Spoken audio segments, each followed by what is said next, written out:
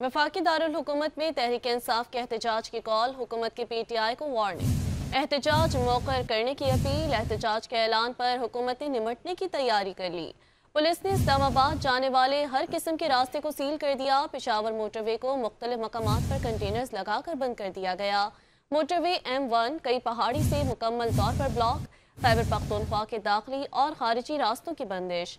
Peshawar GT road को अटक खोर्द, एहसन अब्दाल चस्का पॉइंट से और एबटाबाद, मानसहरा और हरीपुर से आने वाले ट्रैफिक को झाक्स हसन अब्दाल से कंटेनर्स लगाकर बंद कर दिया गया है, जबकि CPEC और कोहाटन रोड पर भी रुकावटें खड़ी करके मुख्तलिफ मकामात से ब्लॉक करके पुलिस की भारी नफरी तैनात कर दी गई। इस्लामाबाद और हसन अब्दाल मोटरवे पर ट्रैफिक जाम होने के बायस गाड़ियों की लंबी कतारें लग चुकी हैं और गाड़ियों में खवातीन और बच्चे भी मौजूद हैं जो शदीद परेशानी का सामना कर रहे हैं।